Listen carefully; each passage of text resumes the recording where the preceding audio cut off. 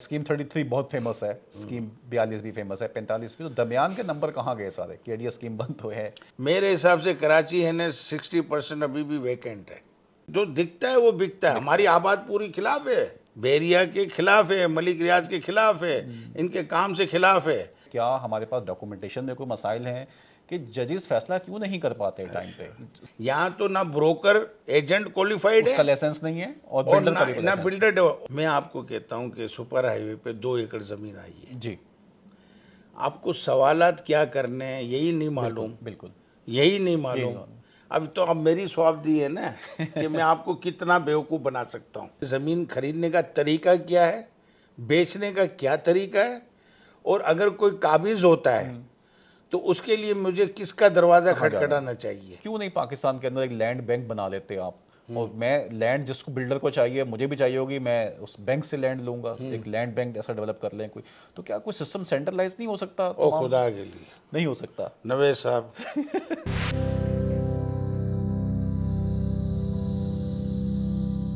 Asia में, पाकिस्तान में या पूरी दुनिया में हम देख लें तो सबसे ज़्यादा जिक्र जो हमें मिलता है वो मिलता है ज़मीन का या आसमान का। शायरी हो या साइंस हो, हम या तो ज़मीन की गहराइयों में जा रहे हैं या आसमान की वसतों को देख रहे हैं।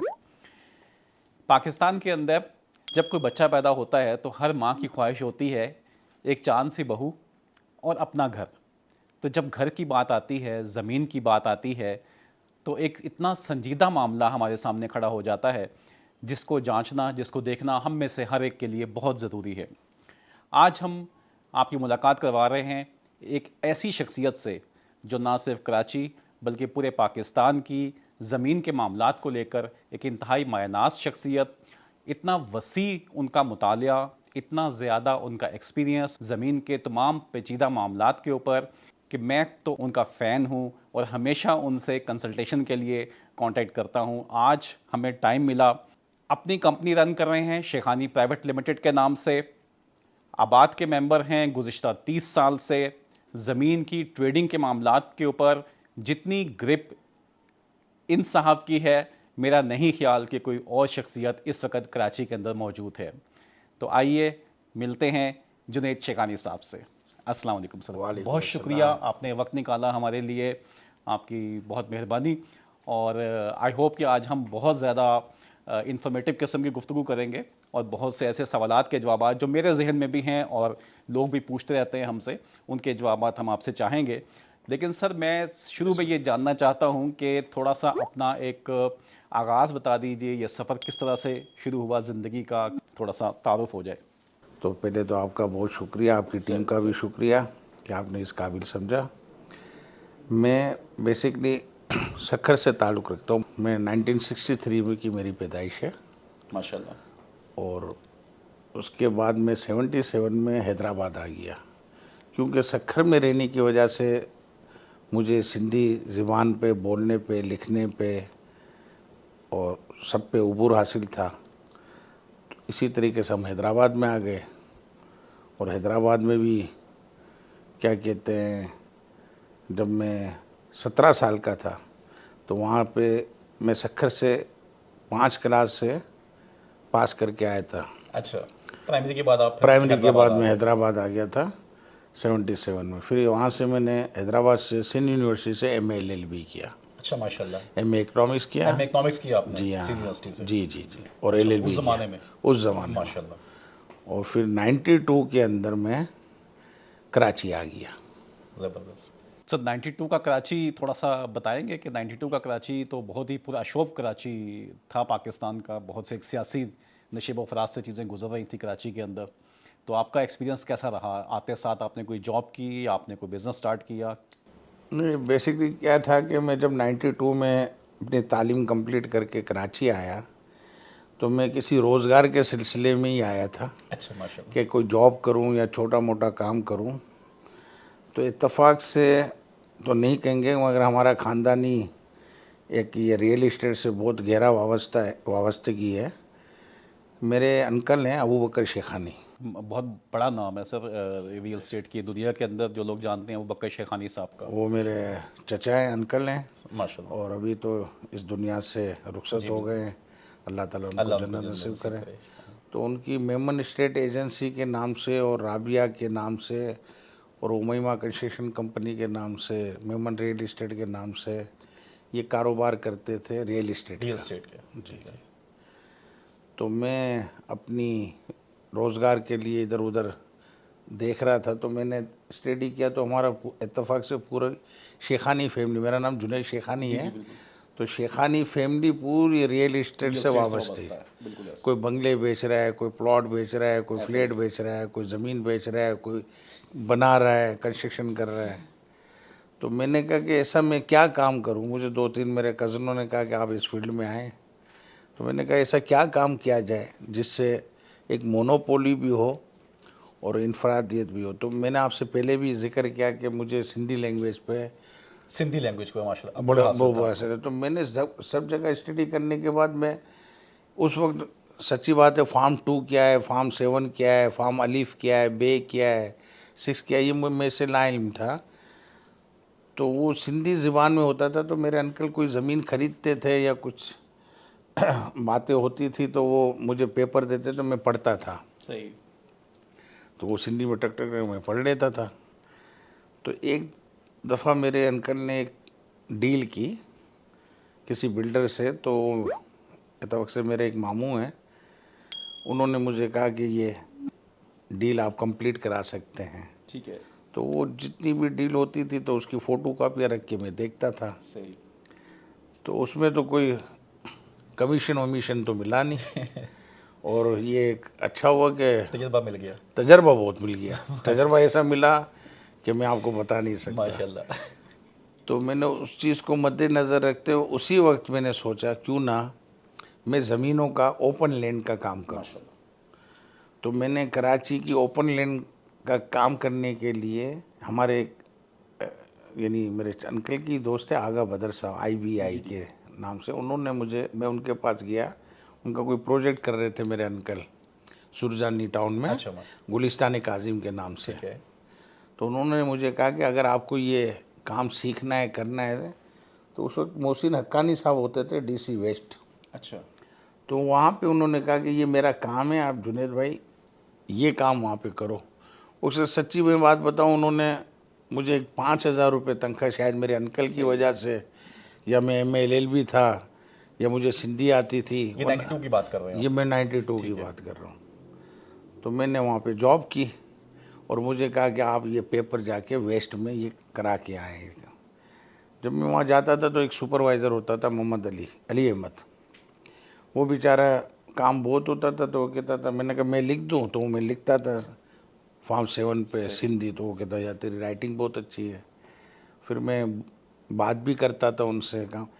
तो मैं वहाँ से बेसिकली, तो मेरा रूहानी उस्ताद जो है वो तो है आगा बदर, अच्छा। और दूसरा उस्ताद है मेरा अली अहमद, जिसने मुझे ये काम सिखाया। आपको डॉक्यूमेंट सिखाए बेसिकली। डॉक्यूमेंट्स, लैंड का पढ़ना, लैंड की कैटेगरी।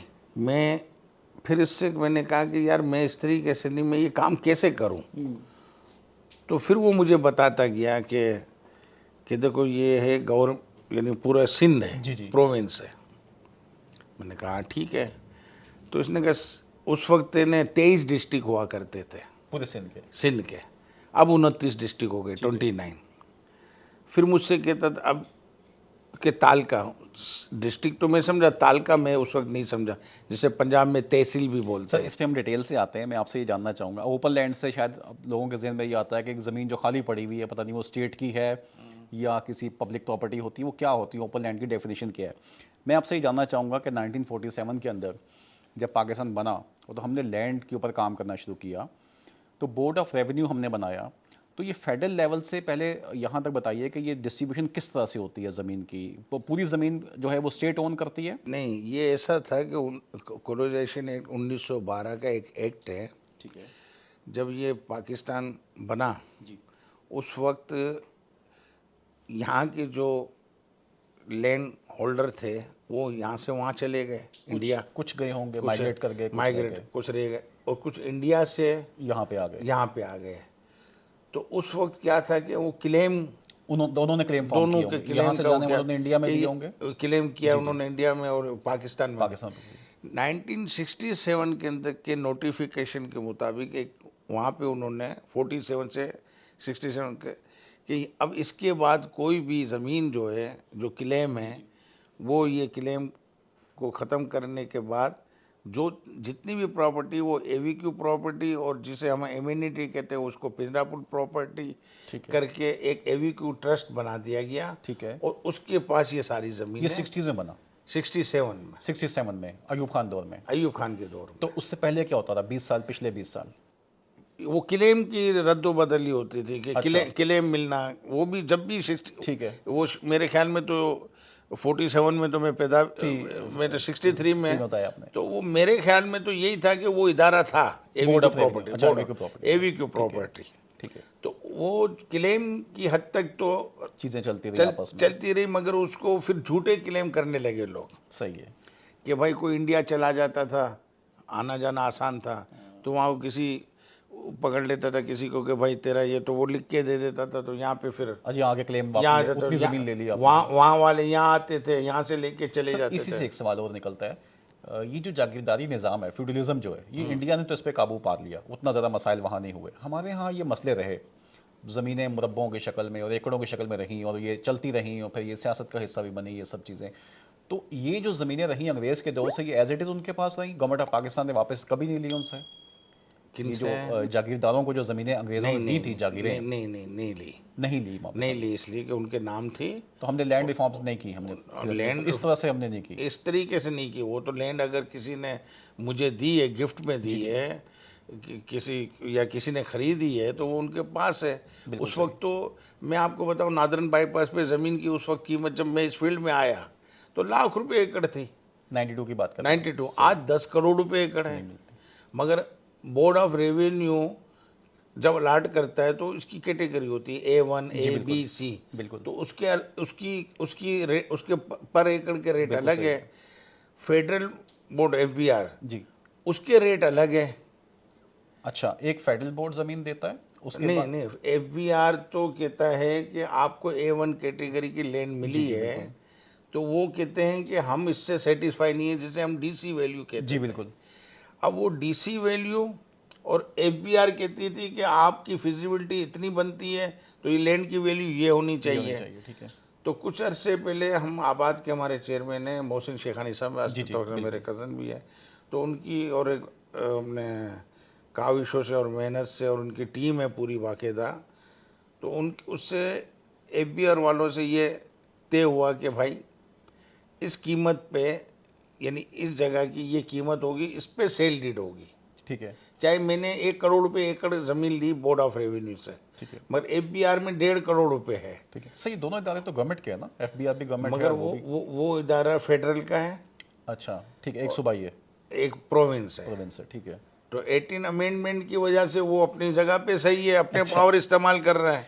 FBR अपने इस्तेमाल कर रहा है फेडरल के। बिल्कुल सही है। बीच में क्लाइंट पिस रहा है, बिल्डर डिस्टर्ब हो रहा है, क्लाइंट डिस्टर्ब, और बहुत हुआ है। बिल्कुल सही, बिल्कुल सही। तो सर फिर ये जब सूबाई बोर्ड ऑफ रेवेन्यू पे चीज़ आती है, उसके बाद से फिर अथॉरिटीज़ बन जाती हैं, नीचे KDA। नहीं, ये ऐसा नहीं था। यानी मैं आपने मेरी बात को कि वो तहसील का मैं कह रहा था ना, 29 डिस्ट्रिक्ट हुए, 104 तालुका हैं होंगे, फिर 6000 दे हैं। ये हम बात कर रहे हैं पूरे सिंध की। 6000 Deh, DEH Deh. Deh means town. उस वक्त जैसा हम आज कहते हैं सदर, नीपा, चौरंगी है, तो ये दे नागन, मुखी, बुजारपुट्टी, तेसर। तो ये 47 से पहले के ही नाम है, अभी तक यही है नाम। ये कुछ नई जनरेशन को या नए लोगों को शायद नहीं पता है। सही। तो उन्होंने क्या कहते हैं, जब ये ओपन लैंड पड़ी थी तो इन्होंने KDA वजूद में आया, कराची डेवलपमेंट अथॉरिटी। ठीक है। उसको बोर्ड ऑफ रेवेन्यू ने लैंड दी। ठीक है। जिससे मुख्तलिफ स्कीमें बनती गई। ठीक है। इसमें आप ये समझे कि KDA ने टोटल 45 स्कीमें बनाई कराची में। ठीक है। एक KDA स्कीम 1 से लेके 45। फिर 1996 में 2 अथॉरिटी बनाई गई परफॉर्म करने के लिए। अथॉरिटी परफॉर्म करें, इंफ्रास्ट्रक्चर लेकर आए। MDA और LDA। MDA और LDA 96 में। तो KDA ने उसका रिकॉर्ड जो LDA का था, हॉक्स बे 42, और 43 हल्कानी टाउन वो एलडीए को दे दिया गया। ठीक है। 25 शाह लतीफ़ टाउन और MDA scheme Malir housing scheme वो तो 96 के बाद बनी थी, तो वो 3 स्कीमें एमडीए के वजूद पास चली गई। ठीक है। बाकी 40 स्कीमें जो हैं ये केडीए के पास आज है। ठीक है। और वहाँ पे इंफ्रास्ट्रक्चर लाना, वहाँ पे ऑक्शन करना, वहाँ पे हर चीज़ करने का अब जिम्मेदार ठीक केडीए है। है। ठीक है। ओके, सो केडीए सबसे बड़ा इस वक्त इदारा है कराची का जो लैंड्स को देख रहा है। और ये जो स्कीम के नंबरिंग की इन्होंने सब, वो अब लाइक स्कीम 33 बहुत फेमस है, स्कीम 42 भी फेमस है, 45 भी, तो दरमियान के नंबर कहाँ गए सारे? केडीए स्कीम बंद तो है। नहीं, अब इसका ये मैं थोड़ा सा आपको बता दूँ। केडीए यानी कराची डिस्ट्रिक्ट में 93 दे हैं। ठीक है। पहले 4 डिस्ट्रिक्ट हुआ करते थे, जी बिल्कुल। ईस्ट, वेस्ट, मलिर और सेंट्रल और ये सेंट्रल। जी। इसके बाद मलिर का मलिर में इजाफा हुआ, आया। 5 हो जी गए। बिल्कुल। फिर 2 और इजाफा हो गया, केमाड़ी और कोरंगी। औरंगी। ठीक है। ये 93 दे की में 3 अथॉरिटियाँ काम कर रही है और कुछ फेडरल की अथॉरिटियाँ काम कर रही है। अच्छा, फेडरल की अथॉरिटियाँ जैसे कि? पोर्ट कासम, ठीक है। केपीटी, ठीक है। फेडरल की 4-5 और भी यानी चीज़ें जिसने बोर्ड ऑफ रेवेन्यू ने इनको लैंड दी। जो एडब्ल्यूटी की जो लैंड्स आती हैं वो भी इसी में आती है? इसी में आती है। डीएचए डीएचए हो गया। डीएचए भी इसी तरीके से इन्होंने लैंड इन अथॉरिटियों को दी और दूसरी कैंटोनमेंट को दी, बोर्ड ऑफ रेवेन्यू ने दी। ठीक है। बोर्ड ऑफ रेवेन्यू ने फिर केडीए को जो दी थी 45 स्कीमें करने के लिए, तो 93 दे के अंदर लोग कहते हैं कि यार कराची में जगह नहीं है, ये नहीं है, वो नहीं। मेरे हिसाब से कराची है ना 60% अभी भी वैकेंट है। रियली? हाँ बिल्कुल खाली पड़ा है, वहाँ कोई आबादी नहीं है। 60%? हाँ, वो अलग बात है कि डीएचए के पास फेज 1 से लेके एक्सटेंशन 8 तक जी। 8000 एकड़ जमीन है टोटल बिल्कुल 4000 एकड़ डेवलपमेंट है, बिल्कुल यानी सही। आबादी है। फेज 8 तकरीबन खाली है। 4000 खाली है एकड़, मगर उन्होंने 20,000 एकड़ जमीन मजीद लकी सीमेंट के पास ले ली। दे खदेजी, दे बायल और दे आबदार में ले ली, दोनों तरफ दोनों तरफ, राइट एंड लेफ्ट। 10,000 इधर, 10,000 इधर। जो भेरिया को, मतलब भेरिया ने तो सर्वे लैंड ली थी, सर्वे लैंड लेने के बाद हमारे मलिक रियाज साहब को ये बाद में पता पड़ा कि मोरोसी लैंड स्टेट लैंड से एक्सचेंज नहीं हो सकती। अच्छा। मोरोसी लैंड कॉलोनाइजेशन एक्ट 1912 के ठीक है। तहत, जिसकी वजह से इनको भेरिया को बहुत बड़ा नुकसान हुआ, जो 4 खरब 60 अरब रुपए भरने आप कह रहे हैं ये एक टेक्निकल मसला था, ये कोई ऐसी मतलब ऐसे वो कोई मसला नहीं, नीति पे मतलब वो चीज़ नहीं थी? 4 दे नहीं, कोई ऐसी बदनीयती नहीं थी। दे खखरो, दे काठोड़, दे बोलाड़ी और दे कोंकर के अंदर बोर्ड ऑफ रेवेन्यू ने इनको 15,000 एकड़ जमीन ठीक दी। है। उसको नोटिफाइड करते हैं ये लोग, कौन? अथॉरिटी, एमडीए ने किया। अथॉरिटी। फिर इस पे रोड मैप बनाते हैं, ठीक है। फिर इसके ऊपर कॉन्सेप्ट प्लान बनाते हैं। ठीक है। तो उसने ज़मीन खरीदी, नोटिफिकेशन एक निकला था 9 दे का, वो ना तजर्बेकारी की बुनियाद पे अथॉरिटी ने 43 दे का सजेशन दे के 43 दे का नोटिफिकेशन कर दिया। अच्छा। मगर ज़मीन दी गई बोर्ड ऑफ रेवेन्यू ने 4 दे में। तो उस ज़मीन के अंदर मैं आपको एक और भी बात बताता हूँ कि डॉक्टर इशरतुल इबाद साहब गवर्नर साहब थे, तो मैं अपने काम के सिलसिले में कभी अमीरज़ादा कोहाटी साहब होते थे DGMDA, मैं उनके पास जाता था तो मैं उनको कुछ मशवरे तजर्बे की बुनियाद पे बोलता था। तो उन्होंने ही मुझे गवर्नर साहब से मुलाकात कराई थी। मेरा किसी पार्टी से ताल्लुक़ नहीं है, ना पीपल्स पार्टी से। लेकिन आप मेरे ख्याल में हर लोकल गवर्नमेंट के आप मैं हर पार्टी के साथ काम किया है। हाँ। मैंने पीपल्स पार्टी के साथ भी काम किया है। मैंने ये मुत्तहिदा में थे अपने फ़रूक नसीम साहब, मैं उनका एसोसिएट्स भी रहा हूँ 8-9 साल। और आजकल देखा जाए तो उन्होंने जब वो मिनिस्टर बन गए तो फिर मैंने उनको छोड़ दिया, सही। और उनके साथ मेरा बहुत अच्छा हो रहा। और मेरे एक तरीके से ये भी लीगल तरीके से रूहानी उस्ताद भी है मेरे माशाल्लाह। और मैं इनकी बड़ी इज्जत भी करता हूँ और मुझे ये पसंद भी है। और डॉक्टर इशरतुल इबाद साहब का इखलाक ही ऐसा था कि मैं मेमन होते हुए भी फ्री कंसल्टेंसी करता था कि कराची के लिए, पाकिस्तान के लिए, कि भाई ये हाउसिंग स्कीम ये है। तो उन्होंने, मैं बात क्या कर रहा था सर हम बात करते हैं बहरिया की जो हाँ बेरिया land, की, जी, तो बेरिया की ज़मीन को गवर्नर साहब ने उस वक्त में स्कीम 45 में एक मसला आ गया था कि भाई ये यही कॉलोनाइजेशन एक्ट 1912 के तहत मोरोसी लैंड यानी फार्म 7 की लैंड स्टेट लैंड से एक्सचेंज नहीं हो सकती, इसलिए कि 20,500 एकड़ ज़मीन स्कीम 45 में थी, दे नागन मुखी बुजारबुटी तेसर, इसमें 9,512 एकड़ स्टेट लैंड एमडीए को दी गई। तो सर्वे लैंड वहाँ पे थी, तो एक नेब में केस चला था, तो गवर्नर साहब ने एक नोटिफिकेशन के थे जो असेंबली से पास होना था कि मोरोसी लैंड जो वहाँ तो एडजस्टमेंट और री एडजस्टमेंट हो सकती है, ठीक है, मगर कंसोलिडेशन यानी उसको एक्सचेंज नहीं हो सकती। ठीक है। या तो दूसरा रास्ता ये था कि सर्वे लैंड, जैसे अगर मेरी सर्वे लैंड है और आप एक अथॉरिटी आपके पास नाग क्लास बी और ने सर दी थोड़ा है। सा इसको वजाहत कर दें देखने वालों के लिए कि नाक्लास से क्या मुराद है आपकी, सर्वे लैंड मैं से आता क्या हूँ मुराद है? सर नाग क्लास का मतलब है अनसर्वे लैंड, ठीक है, ना कबूली लैंड का मतलब है एक नंबर होता है 3, उसमें मेंशन होती है 2 एकड़ है 4 एकड़ है, वो नंबर मोरोसी होता है, वो कहीं चले जाता है या शिफ्ट हो जाता है ठीक तो है। वो ना कबूली गवर्नमेंट लैंड हो जाती है, ओके, तो उसमें वो मेंशन होती है। और ये अनसर्वे लैंड, ठीक है। अब अनसर्वे लैंड टोटल थी स्कीम 45 में 16,000 एकड़। पर अनसर्वे लैंड पे कोई स्कीम लॉन्च नहीं हो सकती, नहीं नहीं, स्कीम क्यों नहीं, वो बी और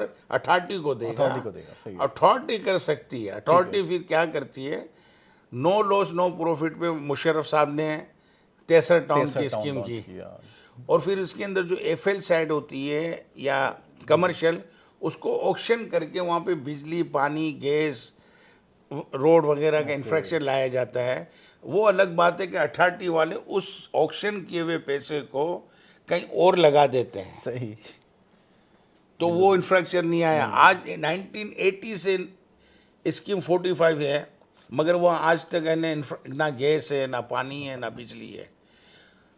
बिल्कुल सही, इसकी वजह ये है कि ऑक्शन जो चीज़ें होती है वो पैसा वहीं लगना चाहिए। बिल्कुल ऐसा जहाँ के हों हाँ, resources, मगर ये वहीं क्या पे करते हैं, यहाँ का पैसा उन्होंने लगा दिया है किसी और 25 जगह शाह पे। लतीफ़ में, वहाँ एमडीएस की 1 का, फिर अब ये दूसरी जगह लगा दिया, तो ये बहुत सही। अच्छा सर ये बताइए कि कराची में बहरिया टाउन आया, पूरी स्कीम 33 उसकी वजह से आबादी बहुत तेज़ी से, लोगों का बड़ा रुझान, M9 पूरी डेवलप हो रही है। बहरिया के साथ आपने कहा कि टेक्निकल इशू हुआ, ये तो आपने कुछ बताया कि लैंड के एक्सचेंज के ऊपर एक्चुअली फॉर्म 7 की लैंड नहीं हो सकती थी और वो एक मसला उसमें बन गया। मेरी बात थोड़ा कट गई, जी। मैं उसको कंटिन्यू कर प्लीज़ लूँ प्लीज़ अगर आप श्योर श्योर, नाराज़ ना हो नहीं तो। नहीं प्लीज़। वो 4 देह में जो 15,000 एकड़ ज़मीन दी गई थी नाकलास, तो आपने सवाल किया नाकलास क्या होती है, तो मैं वो बयान कर रहा जी था। जी, वो नाकलास से एडजस्टमेंट और री एडजस्टमेंट होते, वो मोरोसी लैंड इस 4 देह में नोटिफाइड के अंदर। टेक्निकली इनसे ये गलती हो गई कि वो जो 43 डे का नोटिफिकेशन था उनमें उनकी ज़मीनें थी, ठीक है, वो सारी ज़मीनें एडजस्टमेंट री एडजस्टमेंट इस 15,000 से नहीं हो सकती थी। ठीक है, वो एक अलग इशू है, कॉलोनाइजेशन एक्ट 1912 के तहत मोरोसी लैंड स्टेट लैंड से एक्सचेंज नहीं हो नहीं हो सकती। सकती। मगर मेरा कहना है कि फितरत के मुताबिक कानून बनता है, बिल्कुल ऐसा, तो वो जब आप नोटिफाइड करेंगे तो जिसकी ज़मीन है भाई, तो वो क्या कहते हैं कॉलोनाइजेशन एक्ट में एक दफ़ा 1912 एक्ट में ये नहीं कि चेंज नहीं हो सकते, कोई हदीस है या कुरान है, बिल्कुल, वो बाकायदा सिंध असेंबली से उसको इसमें अमेंडमेंट की जा सकती है, लेकिन हुई नहीं अभी तक। अभी तक नहीं हुई। ठीक है। वो मैंने जो आपको कहा कि गवर्नर साहब ने वो कही थी, तो जी, वो जी। असेंबली से पास हो जाता, तो वो ही था अच्छा। 1912 के एक्ट को कि भाई मोरोसी लैंड अगर कोई नोटिफाइड एरिया में आ जाए तो वो एक्सचेंज हो सकती है। ओके, तो उन्होंने क्या कहते हैं जब नहीं की, यानी इस तरीके से, तो अगर वो 43 डे में से ये लैंड यहाँ पे एडजस्टमेंट री एडजस्टमेंट नहीं की, उसको एक कंसोलिडेशन का नाम दिया। अच्छा।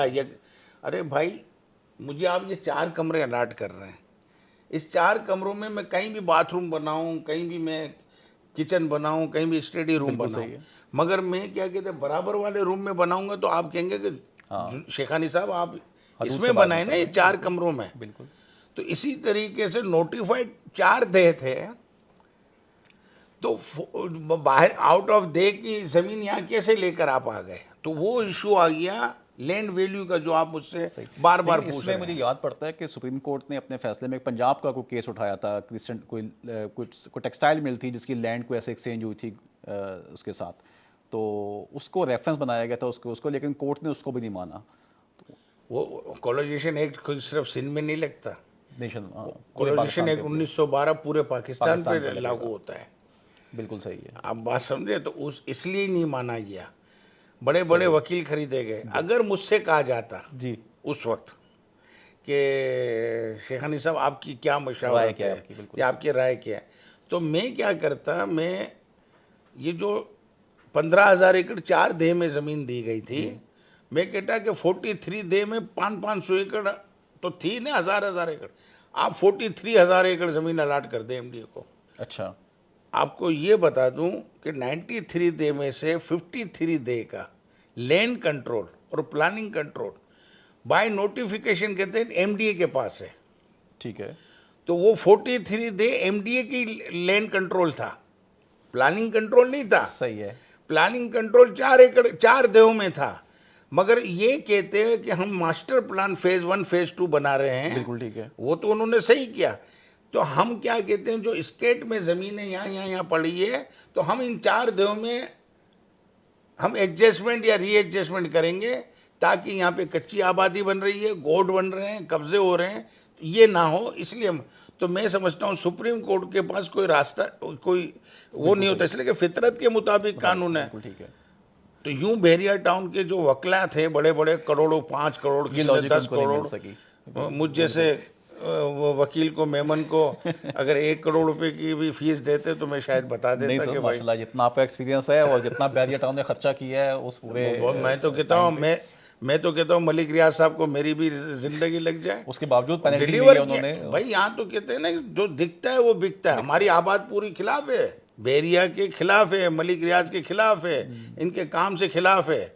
मगर अब जाके जब उन्होंने बना डाला तो सब है ना अंदर से मानते हैं कि हाँ मलिक साहब, मगर ओपनली नहीं कहते।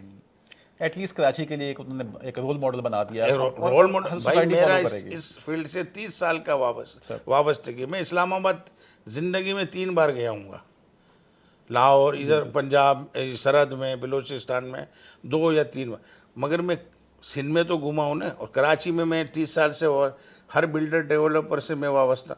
मगर इस तरीके से ना गुलशन ने मेमार ने डिलीवर किया, कोई बिल्डर, आबाद के हर बिल्डर को चैलेंज है कि उन्होंने इस तरीके से इंफ्रास्ट्रक्चर लेके नहीं आए।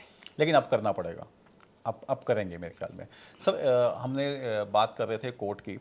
एक सवाल ये है कि हमारे यहाँ होता ये है कि दादा केस करता है तो पोते के टाइम पे फैसला होता है।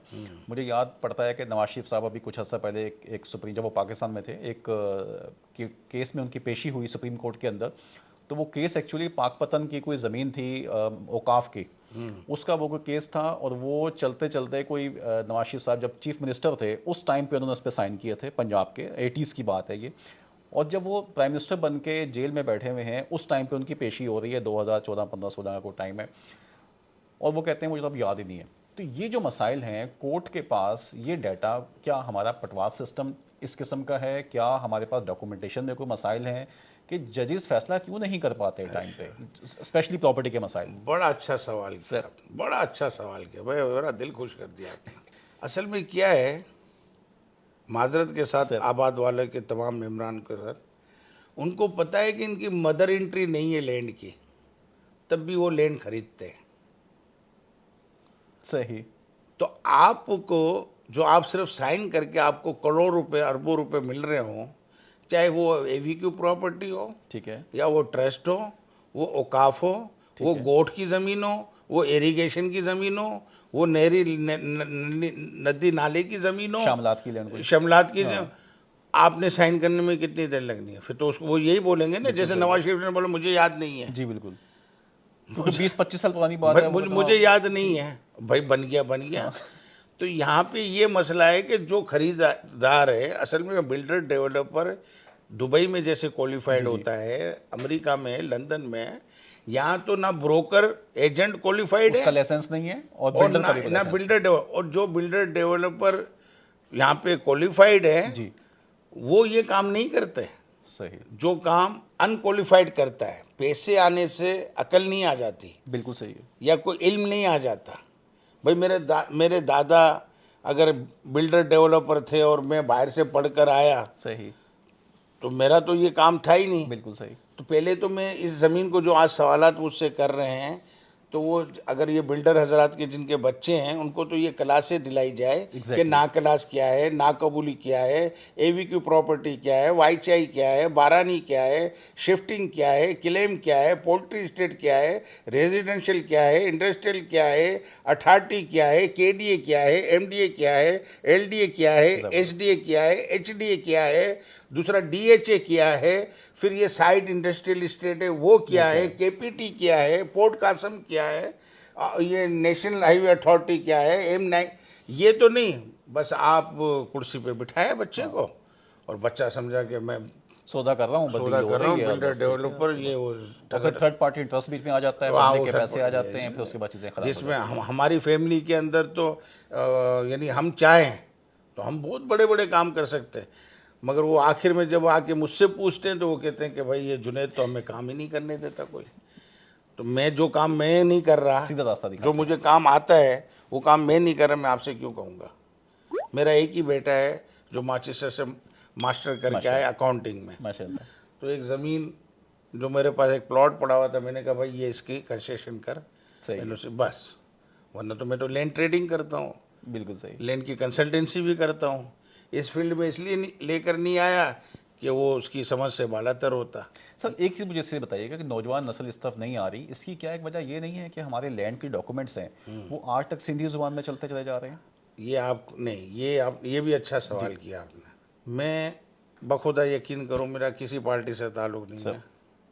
मैं आसिफ साहब को सलाम पेश करता हूँ इस बात पे कि ये बहरिया टाउन का जो स्कैंडल हुआ उसके बाद उन्होंने बड़ी सिंध की लैंड पे रिफॉर्म की, ठीक है, और ये लोगों को अभी भी नहीं पता, आम आदमी को तो मालूम ही नहीं होगा, बिल्डर डेवलपर को भी नहीं पता। सही है, उन्होंने सैटेलाइट सर्वे करवाया है सारा, ठीक है, उसके अंदर इंच इंच ज़मीन है ना कि ये नाक्लास है, इसके ब्लॉक बना दिए गए, ये नाकबूली है, ये गोट है, ये मोरोसी लैंड है, ये कब्ज़ा है, ये अलाटेड है। ये सब चीज़ों का रिकॉर्ड उन्होंने 2017-18 में बनाया, अच्छा, और ये कंप्यूटराइज है। अच्छा, मगर क्योंकि उनकी अदालत की बुनियाद पर, सियासी मसरूफियात की पे वो उसको फॉलो भी करते हैं और करवाते भी हैं। मुराद अली शाह साहब ने भी बहुत इस पर ठीक है, अच्छा काम किया। अब ब्यूरोक्रेसी आगे जब बैठती है, और जब मेरे कोई परवाह नहीं है कि ये बेनामी है नामी है, मैं अगर झूठा कागज़ बना के वहाँ से BOR से या DC से ले जाके अथॉरिटी को देता हूँ, सिटी सर्वे से मैंने सर्वे नहीं कराया, तो DG तो कहेगा ना कि भाई मुझे तो DC के यहाँ से फॉरवर्ड हुआ है लेआउट टाइटल, सही है, सिटी सर्वे ने सर्वे ही नहीं किया और कर भी दिया तो वो आउटवर्ड होता ही नहीं है, सही है, वो रजिस्टर ही नहीं होता। आखिर में DG कहता है, अखबार में भी देता है, तो उस वक्त तो कोई नहीं खड़ा रहता। जब आन पड़ती है तो वो कहते हैं कि भाई हमने तो ये कागज़ इशू नहीं किया, तो वो कब्ज़ा ग्रुप की उसमें ज़मरे में आके उसको डेमोलिशन किया जाता है। फिर कहते हैं कि पीपल्स पार्टी सही नहीं है। भैया हुकूमत तो यहाँ sir people's national tower party. को कैसे देखेंगे? देखिए नस्ला टावर को मैं आपको साफ बता दूं, मैं असल में ना एक आदमी जो सच्चा होता है ना, सच बोलता है, वो फिर अकेला सोलो फ्लाइट लेता है। सर हकीकत तो हकीकत रहती है ना आप सफ़र जी, वो अकेला ही बिल्कुल, रहता है। बिल्कुल ऐसे। मुझसे लोग काम 100 में से 10 ही करते हैं, 90 इसलिए नहीं करते उनको पता ना ये करेगा ना ये करने देगा। इसके अंदर कोई गुलजार साहब का जो फैसला था, सलाम है, उन्होंने एक मिसाल तो कायम की, सही, उन्होंने सही फैसला किया। जो उसके अंदर क्यों आज उसी जगह पे जो एक्स्ट्रा लैंड थी, आप जाएं वहाँ पे रोड बना दिया गया, आप प्लाट पे बनाए आप। बिल्कुल बना है। लेकिन वो जो जिसके तहत उन्होंने किया उसमें मतलब बख्शी साहब ने ये कहा कि भाई और भी फिर 10-12 बिल्डिंग्स आती हैं या कुछ और भी चीज़ें इस तरह की देखिए आती हैं। ये माजरत के साथ ये चेयरमैन जो होते हैं ना आबाद के, वो डिफेंड करते हैं, फिर अब दिफा थोड़ी करते हैं सियासी प्रोफाइल बन जाती है वहाँ पे। अपने कुलीग का। भाई मैं चेयरमैन हूँ, मुझे आज तक ना किसी ने चेयरमैन की ऑफ़र की, ना वाइस चेयरमैन की, सही। ना कोई कमेटी की। क्यों? कि मैं सच बोल दूंगा। मैं कह बिल्कुल दूंगा कि आपके बाद आप ये नहीं करो, ये नहीं लो, ये नहीं बेचो, बिल्कुल सही। ये नहीं खरीदो, तो उन्होंने कहा कि ये तो बेड़ा गर्क कर देगा, तो मुझे नहीं बनाते। सर ओपन लैंड पर वापस आते हैं। अब कराची की सराउंडिंग की जो ओपन लैंड्स हैं, ये क्या हमारे नेशनल हाईवे का स्टेटस लैंड का, और हमारा M9 का स्टेटस, और हमारा हॉक्स बे की लैंड का स्टेटस, अगर हम आगे की तरफ जाएं, क्योंकि कराची की डेवलपमेंट ज़्यादातर M9 में इस वक्त नज़र आ रही है हमें, लैंड का स्टेटस आपको कहाँ ज़्यादा अच्छा महसूस होता है? अल्हम्दुलिल्लाह नेशनल हाईवे भी अच्छा है, ठीक है। अल्हम्दुलिल्लाह लिंक रोड भी अच्छा है, अल्हम्दुलिल्लाह सुपर हाईवे भी अच्छा है, अल्हम्दुलिल्लाह नादरन बाईपास भी अच्छा है। और फिर M9 से M10 जाता है हॉक्स बे जी बिल्कुल। जीवानी बलूचिस्तान की ठीक तरफ, है। वो भी अच्छा है। ठीक है। मगर यहाँ पे सिर्फ और सिर्फ ये मैंने आपसे जी कहा जी। ना कि अथॉरिटी आउट ऑफ स्कीम जो दे हैं, जिनके पास अथॉरिटी के पास लैंड कंट्रोल है, तो एक सिंध मास्टर प्लान बनाया गया कराची का मास्टर प्लान बनाने के लिए। ठीक है। चाहे कोई भी कुछ भी कह दे, मास्टर प्लान एक दिन में या 3 महीने में नहीं बनता। बिल्कुल ऐसे। अगर पूरी मशीनरी लगाएं तो मेरे हिसाब से ज़्यादा से ज़्यादा साल, जिसमें जी 12, बिल्कुल। 14, 24, 20 घंटे, और और कम से कम साल, और ज़्यादा से ज़्यादा 2 साल 2 साल लगे। लगने चाहिए। यहाँ पे हमारे कराची मास्टर प्लान 3 महीने में किसी ने बना के दे दिया, साइन हुआ है। उसके अंदर ये है कि ये इरिगेशन लैंड है, ठीक है। ये लैंड है, ये लैंड है, मगर अथॉरिटी पास कर रही है, क्योंकि कोई लेआउट जो अप्रूव हुआ अथॉरिटी ने, KDA ने किया, MDA ने, वो सिंध मास्टर प्लान में गया ही नहीं। अच्छा। अब सिंध मास्टर प्लान का एक एग्जीक्यूटिव डायरेक्टर बैठा हुआ है, सही है। उसके पास नहीं आया। अगर वो ऑब्जेक्शन भी करता है, कोई चीज़ करता है, तो फाइल आएगी तो ऑब्जेक्शन सिंध करेगा। मास्टर प्लान कौन देखेगा? शहरी लोकल गवर्नमेंट देखेगी या yes yes, local local government government के। देखेगी? अब ये जाके कोई नोटिफिकेशन निकाल रहे हैं कि जो आउट ऑफ दे है स्कीम के, आउट ऑफ दे हैं जी जी। स्कीम के, जो बियॉन्ड ने जिन नोटिफाइड है, वो सिंध मास्टर प्लान इसका लेआउट अप्रूव करेगा। अभी तक अथॉरिटी कर रही है। अब मेरे पास एक 25 एकड़ ज़मीन है, सर्वे लैंड। सही है। मैं आया, मैंने कहा कि MDA को कहा, KDA को कहा, LDA को कहा, भाई मेरा नक्शा पास कर दे। मेरे पास नाग क्लास की 50 एकड़ ज़मीन है जिस पे कब्जा किया। 30 साल लीज जितनी भी है, सुप्रीम कोर्ट क्या सिंध गवर्नमेंट ने भी कैंसिल कर दी है। सही है। 30 साल लीज पूरे कराची में, माँ सिवाय उसके 30 साल, जिसमें जैसे पोल्ट्री स्टेट जी है जी। तेसर टाउन में 400, तो वहाँ पोल्ट्री की रिक्वायरमेंट है, इसलिए पोल्ट्री स्टेट मेंशन है। इसके अलावा वहाँ कुछ नहीं हो सकता। वहाँ कुछ नहीं हो सकता। और अगर वहाँ कोई कमर्शियल एक्टिविटीज के अलावा हो रही हो? कोई होता ही नहीं करे। अब वो फिर अथॉरिटी तोड़े या Authority बोर्ड ऑफ रेवेन्यू तोड़े। ठीक है। तो वो 25 एकड़ मेरी ज़मीन है, मेरे पास 30-40 एकड़ नाकला से मैंने अनाउंसमेंट की। सही है। मेरे पास है 30-25 एकड़ जिसका लेआउट सर्वे लैंड है, मोरूसी है या अलाटमेंट है भी, ठीक है। मगर मैंने नाकलास की भी प्लानिंग करके भेज दिया। अच्छा। जबकि 30 साल लीज तो है ही कैंसल। ये मुराद अली शाह साहब और आसिफ साहब और माशाल्लाह 3-4 अच्छे ब्यूरोक्रेट्स बोर्ड ऑफ रेवेन्यू के, उन्होंने उसको ब्लॉक बना के सर्वे सेटलमेंट वालों से मिलके एक नक्शा भी बना डाला है। ठीक है। मगर वहाँ पे जाएगा कौन? इसलिए कि सिंध मास्टर प्लान के पास तो फाइल ही नहीं गई। बिल्कुल ऐसे। और MDA, KDA, LDA को क्या ज़रूरत है कि वहाँ जाके बोले कि भाई ये तू क्या कर रहा है? ऐसा ही है। वहाँ पे पुलिस वाला भी जाके पैसे ले लेता है, सिंध बिल्डिंग कंट्रोल वाला भी ले लेता है, KDA भी, MDA भी, LDA भी, जिसका जैसा जो दाव लगता है वो लेता है। सही। मैं भी अगर सिंध बिल्डिंग या KDA, MDA का अगर कोई ऑफिसर होता, मैं कहूँगा मैं दूध का धुला हूँ, ऐसा सर नहीं एक है। आम क्लाइंट जो है, जो कहीं प्लॉट लेता है इस किसी स्कीम के अंदर या किसी फ्लैट बुक करता है, वो कहाँ पे जाके अपनी डॉक्यूमेंटेशन चेक करवाए? उसे कैसे मालूम हो ये सारी पीछे की डिटेल्स कि क्या है, इसकी हकायक क्या है पीछे? For example, sir. मैं आपको कहता हूँ कि सुपर हाईवे पे 2 एकड़ ज़मीन आई है, जी। आपको सवालात क्या करने हैं यही नहीं मालूम, बिल्कुल। यही नहीं मालूम। अब तो अब मेरी स्वाबदी है ना कि मैं आपको कितना बेवकूफ़ बना सकता हूँ। सही है। यहाँ सवाल होंगे सड़क से कितनी दूर है, सराउंडिंग कैसी है। नहीं, आप मुझे आप मैं समझ गया। मुझे आप कहें हाँ। कि जुनेद भाई यहाँ पे ज़मीन है, सही है। मैं कहूँ सबसे पहले मुझे मुझे मुझे मालूम है, मैंने अपने बच्चों को भी सिखाया है, ये मैं जी। अपने शागिर्दों को सिखा कि पहले तो आप उससे पूछे कि किस देह में है, ठीक है। तो वो कहेगा नहीं देह में नहीं है, स्कीम 45 में है। अच्छा, क्या कहेगा? स्कीम 45 में है। तो इसका मतलब है कि अथॉरिटी की जोरेडेंसी के अंदर वो ज़मीन आ गई जो कि एडजस्टमेंट और रीएडजस्टमेंट होनी है। ठीक है। और अगर वो कहे कि दे अलापाई में है, ठीक है।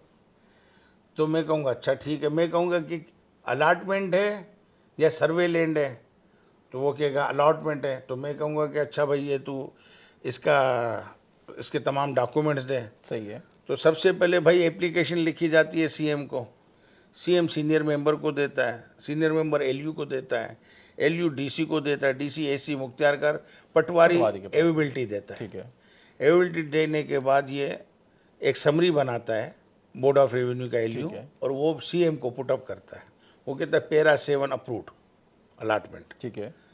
सीधी वो सीनियर से एलयू के पास है, एलयू चालान इशू करता है। ठीक है। चालान इशू करने के बाद मैंने वो चालान पेड किया, और एक इसके बाद वो दे देता है सेक्रेटरी को अपने के इसका लीज एग्रीमेंट बनाओ ठीक है। कि 99 ईयर लीज शेखानिस प्राइवेट लिमिटेड को दी गई इससे, और इतने पैसे इससे लेने हैं। ठीक है। 25% दे दिए, 50% दे दिए, जो भी पेमेंट है, शेड्यूल बन गया पेमेंट शेड्यूल बन गया। और लीज एग्रीमेंट और एविबिलिटी की वो रिपोर्ट और वो साइट प्लान ठीक है। लगकर वो डीसी ऑफिस में भेज देते हैं। ठीक है। डीसी से एसी मुख्तार, डीसी उस पर खाता रखता है जिसे फॉर्म 2 कहा जाता है। ठीक वो है। लिखता है उसके अंदर ये एप्लीकेशन दी, ये एलयू के ऑर्डर से ये इशू हुआ चालान, ये लीज एग्रीमेंट बना ये इस डेट ठीक है। को, और ये क्या कहते हैं हम मोटेशन बाहुकुम डीसी के रख रहे हैं। अब वो होता है सब सिंधी में। ठीक है। अब तो सिंधी से इंग्लिश में भी हो जाता है, अच्छा। ऐसी कोई बात नहीं है ठीक है। अगर करना है। अब मेरा काम है कि मैं आपसे हर चीज़ मांगूं।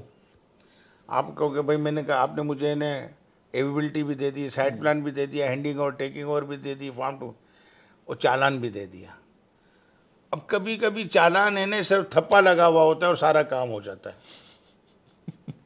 जब चालान ही नहीं भरा तो सब चीज़ें फोर्ज हो गई, आगे खत्म होगी सब चीजें। तो वो अगर एक लैंड कंसल्टेंट है, जी। एक तो ब्रोकर है, बिल्कुल एक सही। एजेंट है, एक कंसल्टेंट है पढ़ा लिखा, सही। तो वो तमाम कागजात लेने के बाद उस डिपार्टमेंट में जाके एक दरख्वास्त देता है कि भाई जैसे चालान है, जी जी। मैं बैंक की जहाँ पे भरा जाता है कि भाई मैंने कहा ये चालान पेड हुआ है, सही है। जो भी आपको चेक करने हो, तो वो कहेगा इस नंबर का चालान भरा हुआ ही नहीं है, तो वो लिख के देता अपना बोला। तो वो मैं अपनी जेब में रख लेता हूँ। कोई भी ज़मीन अगर 50 करोड़ की खरीदता है तो 50 लाख 1% कमीशन बनता है, बिल्कुल सही। और 2% 1 करोड़ पे है। 1 करोड़ रुपये बनता है। मैं 5 करोड़ रुपये मांगता हूँ। क्यों? कि ये सब चीज़ों को चेक करने के लिए 5-10 लाख रुपए मैं जेब से लगा लेता हूँ, 15 लाख भी, 20 लाख भी। लेकिन सर ये कोई सिस्टम नहीं डेवलप हो सकता? नहीं, ऐसा? सिस्टम तो डेवलप है, मगर आपने तो ब्रोकर तो वो है ना जो उठकर आया और उसने ने फलाने उस बिल्डर से मिला दे, वो कहता है मेरा कमीशन दे दो, वो कहता है वो चीज़ें जो देता है। अब लेने वाला है तो लेने वाले को तो नहीं मालूम, बिल्कुल सही। या तो वो रेवेन्यू पे उसके किसी फैमिली के किसी मेंबर ने कमांड हासिल की हो। बिल्कुल सही। हमारे यहाँ तो देखो सबसे बड़ा भाई हमारे चाचा के बाद हम मोहसिन शेखानी साहब हैं जो हमारे कज़न हैं, हम उसको मानते हैं। सही। वो उन्होंने मुझे इसी लाइन पे लगाया था, तो मैंने उस पे कमांड हासिल की। माशाल्लाह।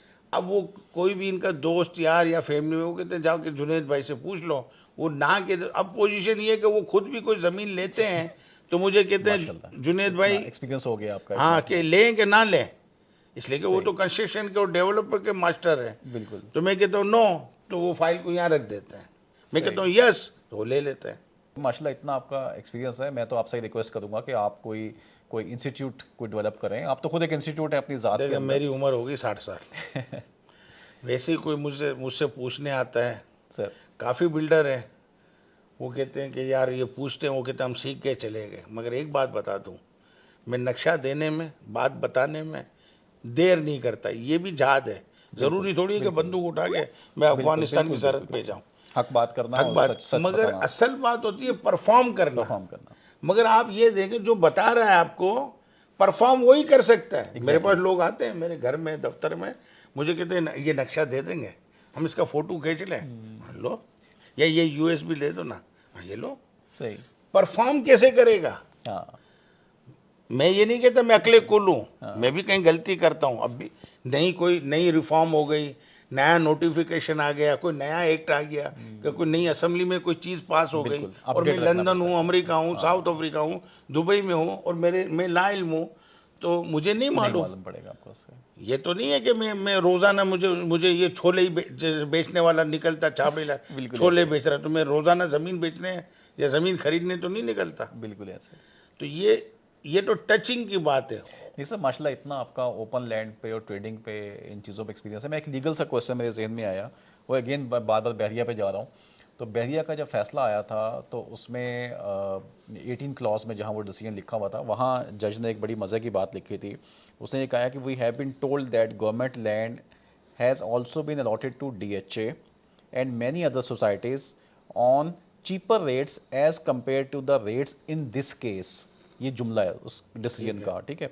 If so we would request the honourable chief justice of Pakistan to take suo motu action in this behalf so that like be treated alike. अब ये लाइन वहाँ लिखी पड़ी हुई है, और जो बेंच था उसने ये कहा कि बहरिया जैसी डिस्क्रिपेंसीज हमने DHA में और अदर सोसाइटीज़ में पाई हैं इसी उसके ऊपर। लेकिन चीफ जस्टिस को कहा कि आप इस पर सो मोटो एक्शन लें, क्योंकि बहरिया के अगेंस्ट तो केस हो गया था, तो अब कोई सो मोटो होगा तो कुछ। अब ये जो लीगल चीज़ हो जाती है, ये डिसीजन का पार्ट बन गया, ये कभी निकलेगी बाहर? देखिए, मैं एक बात बताऊं, मैंने आपसे पहले भी जिक्र किया कि डिफेंस फेज़ 1 से एक्सटेंशन 8 तक टोटल कितनी अलाटमेंट हुई है? 8,000। 8,000 एकड़। 4,000 खाली है, सही है। और 20,000 इन्होंने और रख ली, अलाट करा ली। बिल्कुल। अब वो 20,000 एकड़ ज़मीन ये शोहदा के नाम पे ली गई है, बिल्कुल जी। कि हमारे, और उनका हक भी है। आई थिंक कोऑपरेटिव भाई- हाउसिंग सोसाइटी होती थी पहले DHA शायद। मगर ये अगर अगर अगर ये हमारे मुहाफिज जो सरहदों के हैं, सर। वो मुझसे मेरा ये घर भी मांगेंगे ना, तो मैं दे दूंगा, सही है। ठीक है, बिल्कुल। उनका हक है। बिल्कुल ठीक है। मगर वो 4,000 को तो कंप्लीट कर लें। अच्छा, 20,000 नहीं लेते, आप 5,000 ले लेते, सही है। आप 10,000 ले लेते, सही है। तो वो मिनिमम वो तो 5 लाख रुपए एकड़ ही लेंगे। इसलिए क्या, गवर्नमेंट तो गवर्नमेंट है, और वो उनको दी जा रही है जो मुहाफिज है हमारे मुल्क के, हमारे सरहदों के, बिल्कुल बिल्कुल। उनका हक भी बनता है। वो अलग बात है कि मैं मेजर हूँ, मैं कर्नल हूँ, मैं ब्रिगेडियर हूँ, मैं जनरल हूँ, मुझे ज़मीन अगर अथॉरिटी ने 10 लाख रुपए का 1,000 गज का प्लॉट दिया, सही है। मैं डिजर्व करता हूँ। बिल्कुल। उस 10 लाख के प्लॉट को मैं करोड़ रुपए में बेचता हूँ, तब भी मैं डिजर्व करता हूँ। उसके इसलिए पैसे भी आई थिंक आप दे रहे होते हैं सर्विंग के दौरान। नहीं आप नहीं, बता सर्विंग रहे के दौरान वो 10 लाख रुपए, मैं कह रहा हूँ 90 लाख का अगर प्रॉफिट मैं कमा रहा हूँ, तो मैंने 40 साल 50 साल मैंने मुल्क को दिए ना, और मैंने खरीदने धंधा वाले, तो नहीं किया। खरीदने वाले सिविलियन है ना। सिविलियन तो सिविलियन अगर खरीद रहा है तो उसी से मुनाफा उसी से होगा मुनाफा ना होगा। बिल्कुल सही कह रहे हैं। भाई। हाँ, ये है कि ये डायरेक्ट DHA लेके और एक मार्केटिंग करे कि भाई बुकिंग तफसीलात के लिए हाजिर, जी जी। तो आप इन्हें वो अगर डायरेक्ट प्लाट बेच रहे हैं तो ये गलत है ठीक है। कि भाई 1 करोड़ रुपए का तुम ले लो 10। अच्छा, वो अगर बेच भी रहे, उनके रूल रेगुलेशन में क्या है, बेच रहे तो वो पैसे किसी और इदारे में लगा रहे हो बिल्कुल तो सही है। बिल्कुल सही है। अगर वो खुद तो रख ही नहीं सकता ना, जी बिल्कुल भाई इदारा खुद नहीं रख सकता, सही है।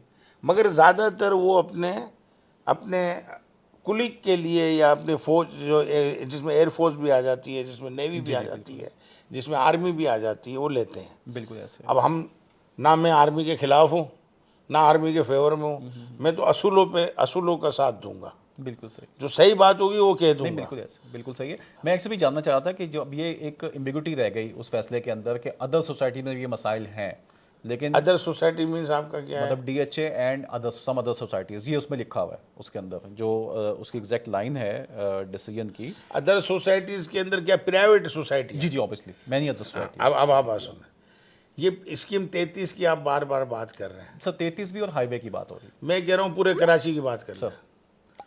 पूरे कराची के अंदर रजिस्ट्रार कोऑपरेटिंग हाउसिंग सोसाइटी है, इदारा है, बिल्कुल है। जिसका सेक्रेटरी भी है, जिसका कोऑपरेटिव का रजिस्ट्रार भी है। ये प्रोविंस के अंदर चीज़ें होती बिल्कुल हैं ठीक है। कि मैंने एक ज़मीन ली बोर्ड ऑफ रेवेन्यू से नॉर्मल रेट पे, ठीक है। और एक बिल्डर लेता है, अलाट कराता है, उसको मिलती है करोड़ रुपए एकड़, मुझे मिलती है 25 लाख रुपए एकड़। अब मुझे क्या करना है, मेमरान करके नो लॉस नो प्रॉफिट पे बेच के, वही अथॉरिटी की तरह कमर्शियल और ये ऑक्शन करके इसको डेवलपमेंट करके इस इदारे को चलाते रहे। ये एक सिंध गवर्नमेंट का एक गरीब आदमी के लिए एक वो है वेलफेयर का एक वेलफेयर ठीक है। तरीका है, जैसा इनका है डीएचए जी का। जी। मगर होता ये है कि मैंने एक सोसाइटी बनाई और उस अलाट कराया, और मैंने ही उस पर गेम करना शुरू कर दिया। तो गवर्नमेंट के पास ये इख्तियार होता है कि गड़बड़ों के वो पूरी कैबिनेट को हटा के एडमिनिस्ट्रेटर बिठा देते हैं। बिल्कुल ऐसे। तो वो फिर चीखते हैं। जैसे बड़े बड़े बिजनेसमैन उन्होंने सोसाइटी बनाई, ठीक है। सीएम साहब, और उनसे तो ताल्लुकात होते हैं उनके, गवर्नर साहब से, सदर पाकिस्तान से, आर्मी से, इधर उधर से। Community base बन गई, उन्होंने किसी बन खिलवा गई। दिया कि 50 एकड़ जमीन, वो नॉर्मल अंदाज से 25 लाख रुपए एकड़ में ली, करोड़ की। है। और फिर वो क्या कहते हैं, उसको कमर्शियल पॉइंट ऑफ व्यू से यूज करते हैं। तो ये अदर्स जो आप कह रहे हैं, अदर्स सोसाइटी, उसमें वो एक्चुअली इसकी तरफ इशारा है उनका। यहाँ इस तरफ, और वो एडमिनिस्ट्रेटर जो डीएचए है, तो वहाँ पे तो कोई घपला नहीं हो सकता ना। वहाँ तो पैसे ही आने के बाद एक अकाउंट में चले जाते हैं, जो भी आर्मी का जो अकाउंट होता है, कैश नहीं है, DHA। बैंक से डील हो रही है। यहाँ पे तो है ना, जनरल सेक्रेटरी अलग खांचे मार रहा है, सही है। सदर अलग मार रहा है, सही है। जनरल खजांची अलग मांग रहा, पॉलिटिशियन अगर कोई आ जाता है, वो मिनिस्टर है उसका, वो अलग अलाट करा रहा है। सेक्रेटरी बैठा है, कहता है 3 प्लाट मुझे भी अलाट करके दे दे। बिल्कुल सही। फिर उसके बाद उसको कहते हैं कि तूने यहाँ पे बड़ी गड़बड़ की, तुम सब हटो, एडमिनिस्ट्रेटर बैठा। फिर एडमिनिस्ट्रेटर अपना काम करता रहता है। तो भाई आपने सही काम डिलीवर नहीं किया, तो आपने गवर्नमेंट को काम, यानी आपने मौका फराहम किया ना। अगर आपका हर साल का अकाउंट ऑडिट और अकाउंट मेंटेन है, तो आप कोर्ट जाएं, कोर्ट से दूसरी हेयरिंग में आपको एडमिनिस्ट्रेटर को उठा के बाहर फेंक देगा। बिल्कुल ऐसे। हमारी कोर्ट ये कहते हैं कि अदलिया को इंसाफ नहीं है, अदलिया को कुछ नहीं मालूम। अदलिया का जो जज होता है, वो पढ़ने के बाद, वकालत करने के बाद जज की कुर्सी पे बैठता है। ग्रास रूट का नहीं मालूम हो। जैसे मैंने आपसे कहा कि भाई क्या नोटिफिकेशन निकला, क्या ग्रास रूट है, क्या पॉलिसी होगी केडीए की, एमडीए के लिए, तो वो तो जब पढ़ेगा वो जज, तो वो 5000 केसेस को निपटाएगा या वो नए नए कानून को पढ़ेगा। बिल्कुल। तो वो तो वकील ही समझाता है कि जज साहब ये 90, ये तो 67 का नोटिफिकेशन है, 98 का ही है। तो उसको पढ़ने के बाद वो वेरीफाई कराता है कि आया नोटिफिकेशन सच्चा है या गलत है। अपने विजडम से वो एक डिसीजन, वो विजडम से वो अपना डिसीजन देता है। अच्छा, तो ये बताएं कि अब इस वक्त कराची बहुत तेजी से फैल रहा है M9 के ऊपर, इस पे तो कोई दूसरी राय नहीं है। M9, अच्छा, M9 बहरिया और डीएचए के बाद से आगे SDA का 7 डेवलपमेंट का एक शुरू हो जाता है सिलसिला। तो अब जितनी भी डेवलपमेंट हो रही है नई हमारी, वो हो रही है SDA के अंदर, और ये एक नई अथॉरिटी जो है ये अब कराची का हिस्सा बनती चली, मतलब कराची इसका हिस्सा बन गया है एक किस्म का, न्यू कराची पूरा वहाँ डेवलप होगा M9 के ऊपर। तो 7 डेवलपमेंट अथॉरिटी को आप कैसे कंपेयर करेंगे KDA के साथ, और वो सब कुछ जो माजी में होता रहा कराची के अंदर अब SDA में होने जा रहा है? ये आपने बहुत अच्छा सवाल किया। मैंने आपसे कहा कि लोकल गवर्नमेंट के पास KDA, MDA, LDA, SDA, HDA, ठीक है, ये 5 अथॉरिटी, और सिंध बिल्डिंग कंट्रोल अथॉरिटी। जी बिल्कुल। ये 6 अथॉरिटी का चेयरमैन सिंध पे आएगा, और पूरे सिंध और सिंध मास्टर प्लान, ठीक है। ये 7 अथॉरिटियों का चेयरमैन है हमारे। सिंध मास्टर प्लान को एक्सप्लेन कर दें, ये अलग से कोई डिपार्टमेंट है, अथॉरिटी है, क्या है? ये बनाई गई थी अथॉरिटी मास्टर प्लान के लिए, सिंध मास्टर प्लान के लिए। अच्छा, सिर्फ कराची के लिए नहीं। ठीक है। जो मैंने आपसे पीछे भी मैंने आपको बताया कि आउट ऑफ स्कीम, यानी हॉक्स बे में टोटल ज़मीन है 20,000 एकड़, ठीक है, मगर LDA को दिए 5,000 एकड़, ठीक है, बाकी रेवेन्यू बोर्ड के पास है, BOR के ठीक है। पास। और मज़े की बात, जितनी भी BOR ने लैंड दी है KDA, MDA, LDA को, जो मेरे इल्म में ये बात है, कहीं भी सिटी सर्वे करके लैंड अगर दी है तो 45 में से 5 स्कीमों का सर्वे होकर लैंड दी गई है। ठीक है स्कीम 45 में जैसे 16,000 एकड़ ज़मीन थी, जी 4,000 प्राइवेट लैंड थी और नाकलास और नाकबुली उसमें से 9,512 दी। अब एमडीए को ये मालूम ही नहीं है कि मेरी 9,512 एकड़ 16,000 में कहाँ है, अच्छा नहीं मालूम। उसने क्या किया, पूरी अथॉरिटी को डेवलप कर दिया। ठीक है पूरी अथॉरिटी के अंदर उसने ब्लॉक बना के प्लॉट अलाट कर दिया। ठीक है ठीक, पूरी अथॉरिटी के अंदर वो 16,000 नहीं, वो प्राइवेट लैंड पे भी अच्छा बगैर किसी के कि भाई जिसकी प्राइवेट लैंड है वो हम इसको एडजस्टमेंट रीएडजस्टमेंट करा लें, उसमें एडजस्टमेंट पॉकेट है, ठीक है। या तो पहले से उन सबको वहाँ पे डाल दें। हाँ उस एडजस्टमेंट और रीएडजस्टमेंट के पॉकेट को भी उन्होंने ऑक्शन में डाल दिया, रिवाइज प्राइवेट कर लैंड वाला उस पे वो नहीं करेगा, ऑब्जेक्शन रेज नहीं करेगा। मैंने वही वाली बात कि किसी को मालूम हो अच्छा कि मैं जो ये ज़मीन खरीदने का तरीका क्या है, बेचने का क्या तरीका है, और अगर कोई काबिज होता है तो उसके लिए मुझे किसका दरवाज़ा कहाँ जाना खटखटाना चाहिए, रास्ता क्या इख्तियार करना। रास्ता क्या है करना। वो देखते हैं फ्रंटमैन को, किसी ब्रोकर को, किसी एजेंट को, यार मेरा ये काम करा देना। वकील को 10 लाख नहीं देंगे, 50 करोड़ की ज़मीन होगी, करोड़ रुपए 50 लाख छोड़ो, 10 लाख रुपए भी नहीं देंगे। बाद में 10 साल कोर्ट में और 10 साल उसका पोता लड़ रहा होगा। 10 केस में बता दूं, मुझे आप कहें कि जुनेद भाई एलडीए के कितने केसेस हैं, 43 के कितने हैं, 41 के सुरजानी के, 45 के, 33 के, 36 के, 24 के, 25 ए के, एम के, ये मुझे आप बता, मैं हज़ारों बता दूं आपको।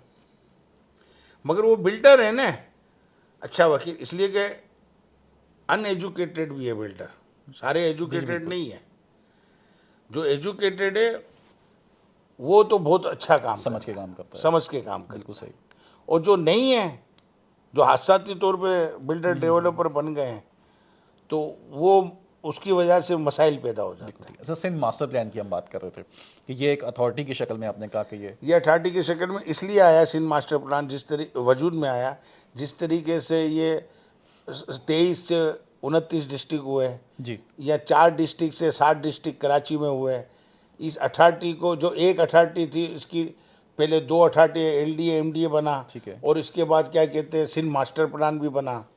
सिंध मास्टर प्लान इसलिए बना कि कराची का मास्टर प्लान बने, M9 का एचडीए यानी डिस्ट्रिक्ट जामशोरों का मास्टर प्लान बने, ठीक है ठट्टा का मास्टर प्लान बने, हैदराबाद का मास्टर प्लान बने। ओके।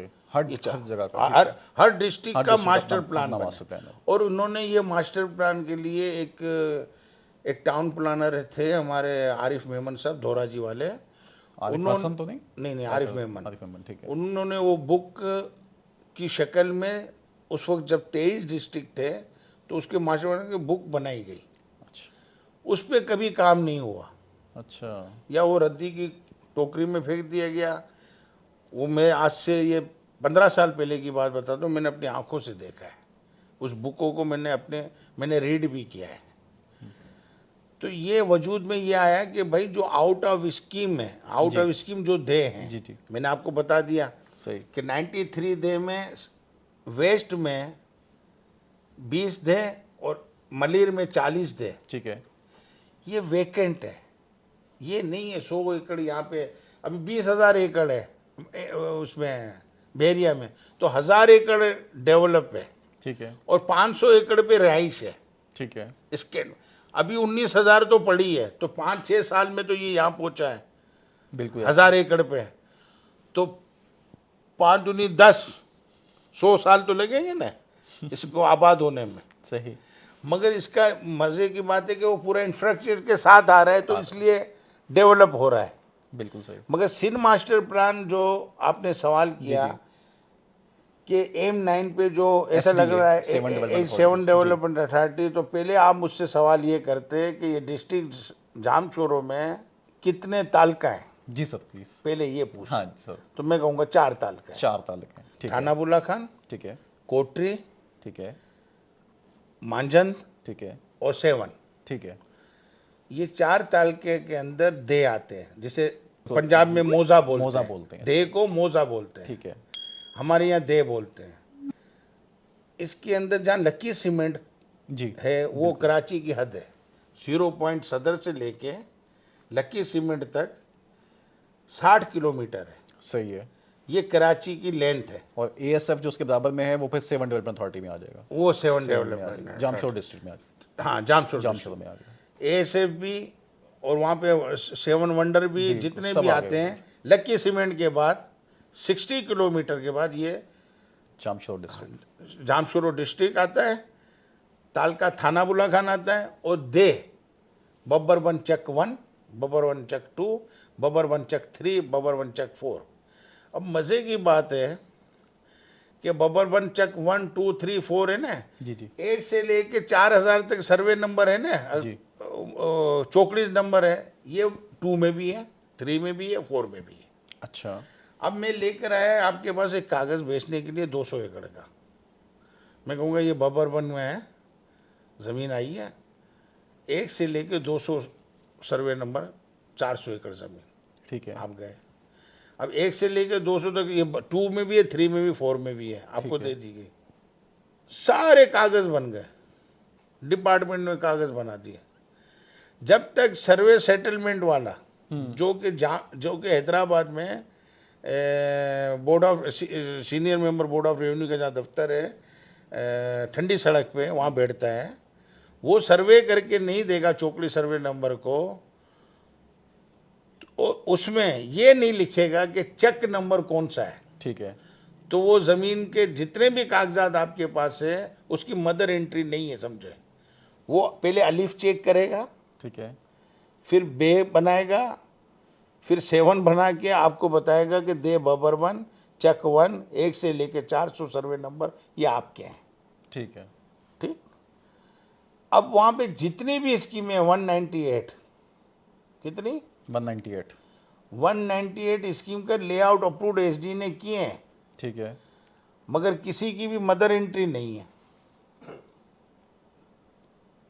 ये अब सिंध मास्टर प्लान का काम है कि सर्वे सेटलमेंट से लेआउट फॉरवर्ड हो, सही है। चौकड़ी सर्वे नंबर के पॉइंट ऑफ व्यू ठीक से, है। DC Jamshoro land point of view से, title point of title view point से से। वो फॉरवर्ड करे और सिंध मास्टर प्लान उसका लेआउट अप्रूव करे। जबकि इलीगल तौर पे 7 डेवलपमेंट अथॉरिटी ने M9 के लकी सीमेंट से लेकर डिस्ट्रिक्ट जामशोरो तक नक्शे पास किए।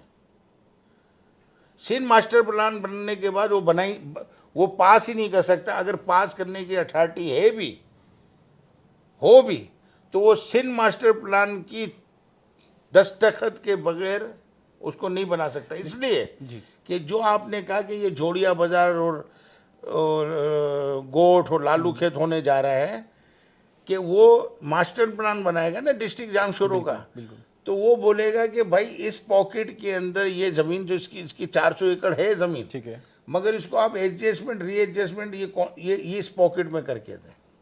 लेकिन सर अथॉरिटी का मतलब तो ये होता है कि अब उसको खुद वो मजाज है, जिस तरह डीएचए है, अब डीएचए ना तो एमडीए अप्रूवल लेगा ना एसडीए से अप्रूवल लेगा। एसडीए अथॉरिटी है उस 4000 एकड़ का जो बोर्ड ऑफ रेवेन्यू ने दी है, ठीक है, आउट ऑफ स्कीम का मजाज नहीं है, आउट ऑफ स्कीम की का लैंड कंट्रोल है, प्लानिंग कंट्रोल नहीं है।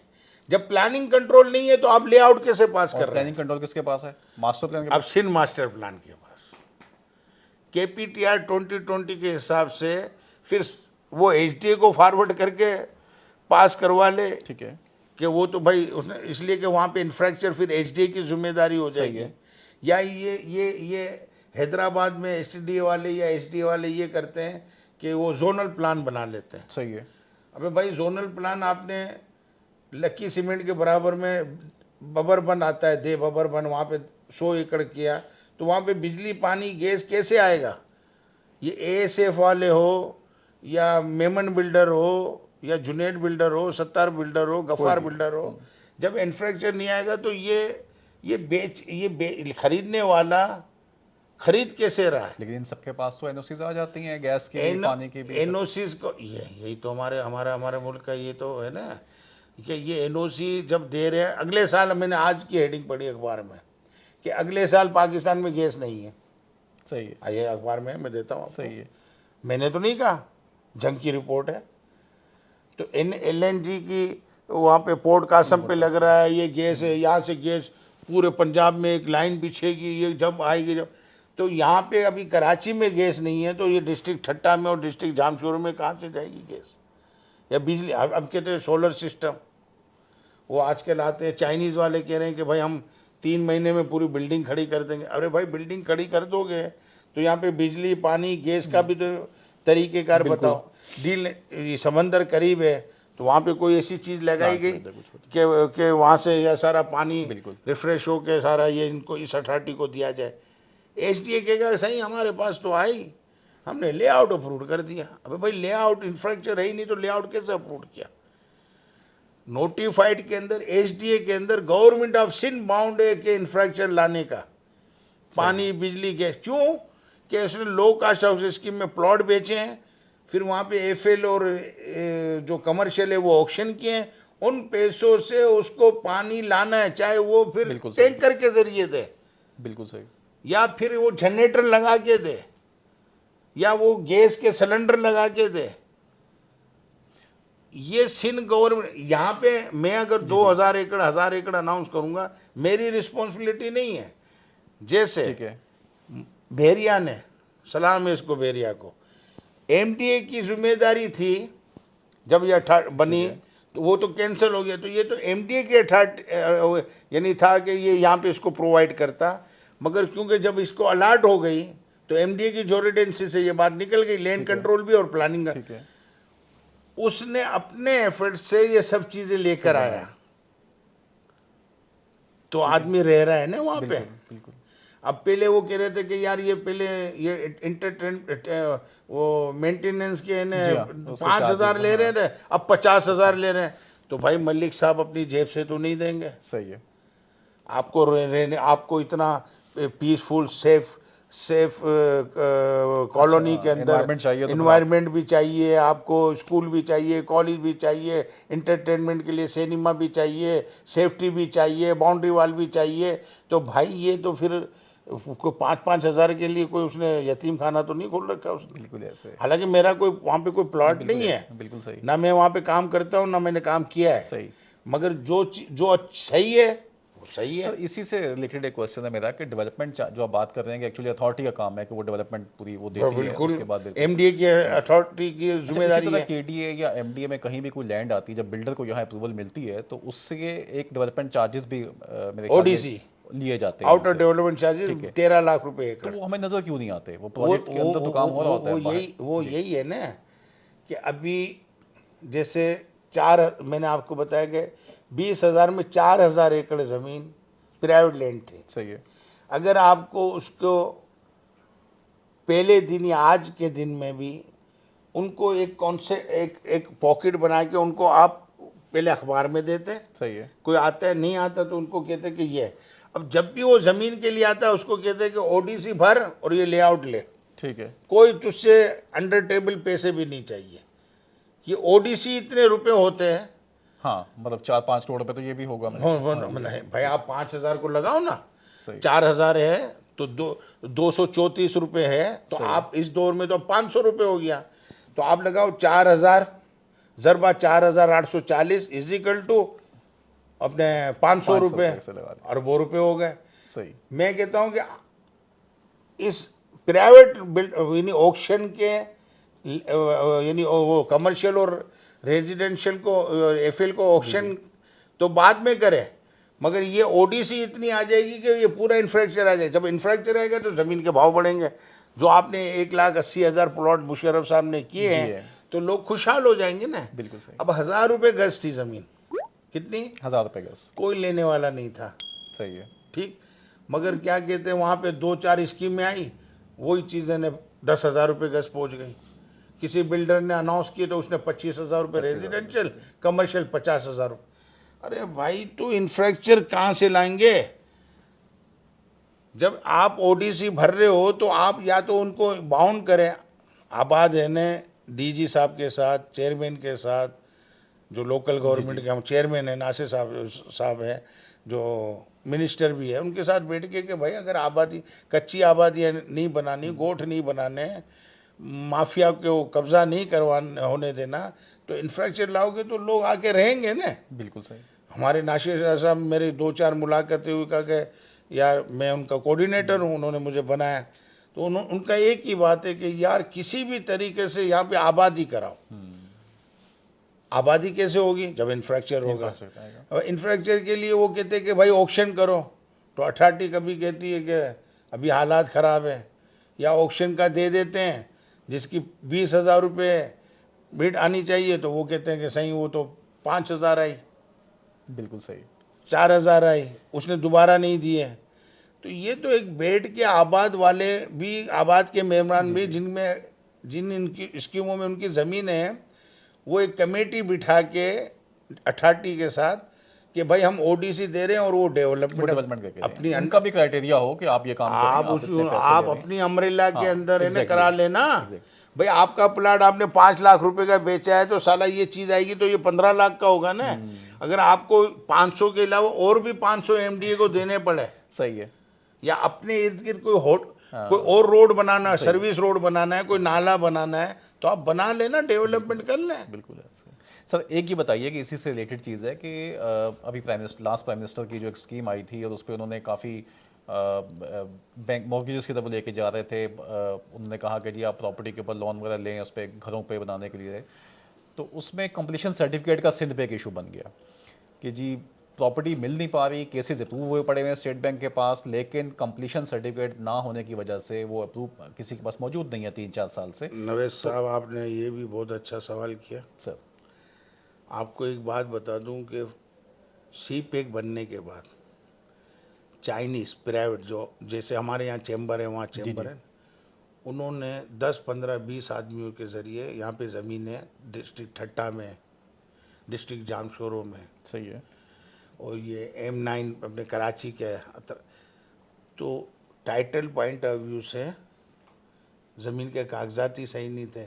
अब वो लोग फंसे भी, नुकसान भी किया। अब वो लोग इंटरेस्टेड ही नहीं है कि वो ज़मीन यहाँ पे इन्वेस्टमेंट करें। ठीक है। एक तो हमने एक बहुत बड़ा सी पैक के चक्कर में ये इन्वेस्टर को ज़ाया किया। ठीक है। दूसरा, सी पैक के उसमें अब जो ज़मीन यहाँ पे 1600 एकड़ देघारों में इंडस्ट्रियल जोन के नाम पे दी गई है। ठीक है। जहाँ पे आप LNG की जी और गैस की, सोलर सिस्टम, ये सब चीज़ें बड़ी बड़ी इंडस्ट्रीज़ की यहाँ लगेगी।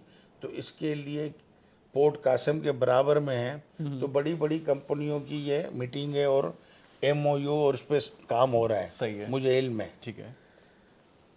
तो ये एक ऐसी जगह है जो देघारों में इंडस्ट्रियल जोन 1500 एकड़ पे है। ये पूरे सिंध को और कराची, पूरे सिंध को ना, पूरे पंजाब में को कवर कर सकता है, गैस की लाइन बिछा कर। बिल्कुल सही। मगर ये इंडस्ट्रियल पार्क कहते हैं इसे। ये ZKB और डी बलोच ने मुश्तरका तौर पे इसका ये प्रोजेक्ट है, और ये अल्लाह ताला इनको और जज़ा दे। और ये बहुत मेहनत से एक इनके वाइस चेयरमैन है मोहब्बत खान ZKB के, और इस पे काम कर रहे हैं दिन रात। और 45-46 साल के हैं। अल्लाह ताला इनको हिम्मत हौसला दे। इनके वाली साहब ने ये ग्रीन लाइन और रेड लाइन भी यही बना रहे हैं। अच्छा, माशाल्लाह। और पंजाब में इन्होंने जितने भी रोड शहबाज शरीफ के ज़रिए जो किए हैं, एक अच्छा नाम भी है, गुडविल भी है, हेल्थ भी है, वेल्थ भी है, ऑनेस्ट भी है। तो अब दुआ करें कि ये काम हो। सही है। तो ये काम होगा तो इंशाअल्लाह ताला इंफ्रास्ट्रक्चर के बगैर तो कोई भी काम नहीं होता। जब तक ये स्कीम है, जैसे 42 है, 42 है, वहाँ पे 10-20 हज़ार प्लॉट अलाट हुए हैं। लेकिन सर बिल्डर को कंप्लीशन सर्टिफिकेट क्यों नहीं मिल पाए? कहाँ पे?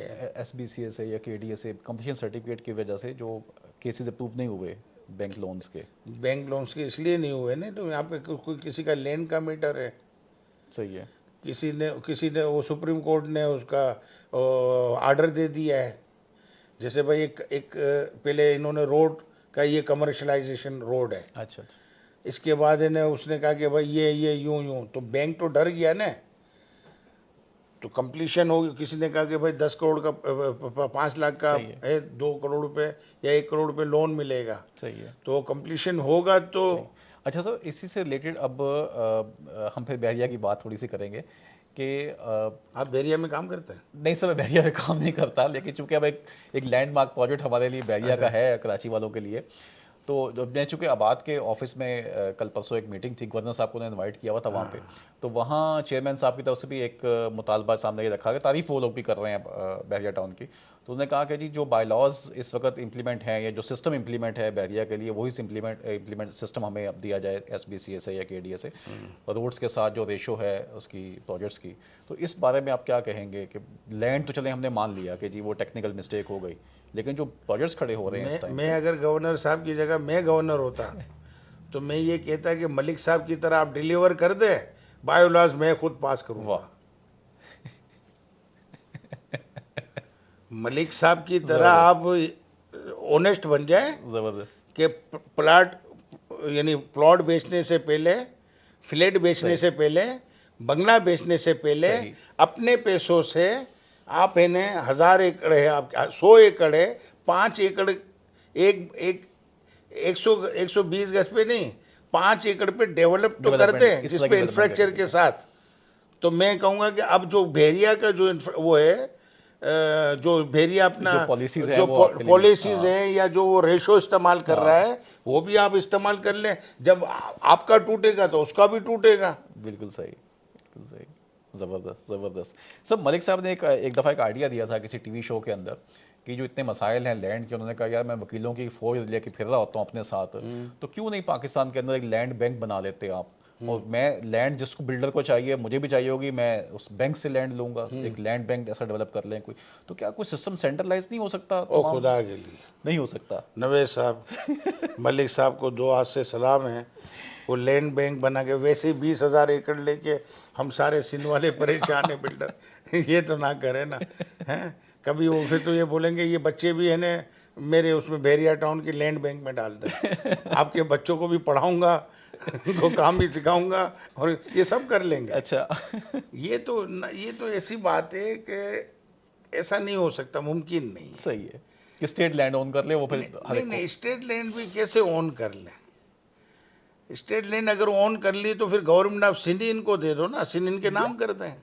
नहीं, वो कह रहे हैं कि स्टेट से लैंड मैं लूं, मतलब हर आदमी लैंड मैं बंदों से ना लूं, कि मैं जो देश से जाकर या पीछे जाता नहीं हूं, तो क्यों देंगे? तो ये तो फिर पूरी गवर्नमेंट ऑफ सिंध जो है वो एक आइटम नोट बनाए, उसको जीबी अपने कैबिनेट से पास कराए, असेंबली में ले जाए कि भाई एक बिल्डर डेवलपर की ये ऑफर है कि जितनी भी स्टेट लैंड पूरे सिंध में है, सिंध नहीं, पहले एक डिस्ट्रिक्ट की बात कर रहे हैं। डिस्ट्रिक्ट में आपको बता दूं मजे की बात, कराची के अंदर टोटल लैंड कितनी है? 8 लाख एकड़। पूरे ये कराची आपने की सवाल 8 लाख एकड़, बिल्कुल सही। 2 लाख एकड़ जमीन जो है वो प्राइवेट लैंड है। अच्छा, कितनी? 2 लाख। प्राइवेट से मुराद मरूसी जमीन? 2 लाख नहीं, प्राइवेट, हाँ मोरोसी लैंड लैंड 2 लाख एकड़। 6 लाख किसकी है? स्टेट की, स्टेट की, ठीक है, रेवेन्यू, बोर्ड ऑफ रेवेन्यू की। बोर्ड ऑफ रेवेन्यू, ठीक है। कराची की मैं बात कर रहा हूँ, ये 7 डिस्ट्रिक्ट की और 93 दे की, जो एवेक्यू वाली लैंड सब लैंड आ इसी गई, में आ जाएगी। पूरा कराची यार, पूरा कराची, ठीक है, बाहर नहीं कह रहा, जिसमें केपीटी भी आ गया, सही है। डिफेंस भी आ गया, बेरिया भी आ। किसी की बिल्डर डेवलपर से पूछो कि तुम इतने बड़े बिल्डर हो, इतने साल से हो, टोटल जमीन लैंड कितनी है कराची में? नहीं बताएगा। मैं आपको बता रहा हूँ कितनी है। 8 लाख एकड़ थी, और जिसमें 2 लाख एकड़ किसकी है? प्राइवेट लैंड है। 6 लाख किसकी है? स्टेट की। 1 लाख एकड़ और 3 लाख एकड़ रेवेन्यू की ज़मीन, 3 लाख और 1 लाख प्राइवेट, वो इस्तेमाल में हुई है। 50% कराची की लैंड खाली पड़ी हुई है। क्या बोल रहा हूँ?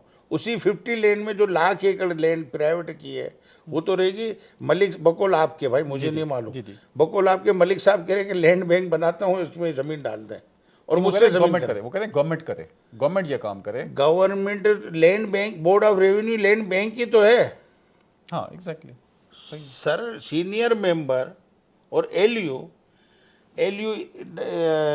कच्ची आबादी है, एलयू लैंड यूटिलाइजेशन है, एलयू रेवेन्यू स्टेटमेंट का है, 3 एलयू है नीचे। फिर इसके नीचे फिर हर डिस्ट्रिक्ट का कमिश्नर है, फिर हर डिस्ट्रिक्ट का डीसी है, जैसे बैंक का एक प्रेसिडेंट है भाई, ये प्रोविंस प्रेसिडेंट है, बिल्कुल। फिर ये डिस्ट्रिक्ट प्रेसिडेंट है, ये फिर ये एरिया मैनेजर है, फिर ये ब्रांच मैनेजर है। तो इस तरीके से सब आ रहे हैं ना। समझ चलता है, जाता है, तो ये system मलिक साहब को पता नहीं किसने क्या मशवरा दिया, जो भी मशवरा मलिक साहब को दिया है गलत दिया है। अक्सर मशवरे मेरे वैसे लिए मिल जाते इनके मेरे बड़े बड़े हैं और बड़ा इनका मेरे दिल में बड़ा मुकाम है। कभी मुलाकात तो नहीं हुई, दूर से देखा था एक दफ़ा, सही है। कामरान खान साहब की बेटी की फैज़ान कामरान की शादी थी, सही। तो उसमें गए थे तो किसी ने कहा मलिक साहब बैठे हुए हैं, तो हमने थोड़ा कुर्सी से उठ के बस सलाम अलैकुम किया, पता नहीं सुना नहीं सुना। नहीं सर, माशाल्लाह। जुनैद साहब बहुत शुक्रिया आपके वक्त देने का, बहुत मज़ा आया आपसे गुफ्तगू करके। इंशाअल्लाह मज़ीद भी सवालात आएंगे और आपके साथ दोबारा भी एक नशिस्त का रिक्वेस्ट है आपसे अभी से कि आपसे करेंगे। नहीं मैं तो देखें आप कुछ सजेशन जो आप देना चाहें सर, यंगस्टर्स को भी और दूसरे बिल्डर हज़रात यंगस्टर को को भी, और भी, जो ये सबको एक ही है सर। यंगस्टर को क्या दूं, जो बिल्डर डेवलपर है उनकी जो उनकी न्यू जनरेशन, न्यू जनरेशन के लिए यही है कि पहले तो आप इन्हें ये सबक पढ़ें, जैसे ABCD पढ़ा, अलिफ बे पढ़ा, आप लैंड के अलिफ बे पढ़ें। बिल्कुल सही। और मैं ये नहीं कर, ना मेरा कोई इंस्टीट्यूट है, ना मैं कोई, मेरे पास आने की ज़रूरत है, ना कोई करने, मैं कोई इदारा कोई खोले, कोई बिल्डर या आबादी खोले कि भाई इसको कैसे ट्रेन, उसके बाद में देखा जाए तो साल 2 साल 3 साल के बाद मामला एकदम सही नहीं होते हैं। होंगे। तो वो फिर इंशाअल्लाह ताला सब चीज़ें अपने ट्रैक पे आ जाएंगी, कोई वो नहीं। बहुत बहुत शुक्रिया सर आपके वक्त देने का। अपने सवालात से हमें आगाह कीजिएगा, हम इंशाल्लाह कोशिश करेंगे कि जुनैद साहब तक आपके सवालात पहुंचाएं, उनके जवाबात आपको लेकर दें और इंशाल्लाह मुस्तकबिल में भी इस तरह की नशिस्तें आपके साथ जारी रहेंगी। Thank you very much. Thank you ji, अस्सलाम वालेकुम सर, बहुत बहुत शुक्रिया।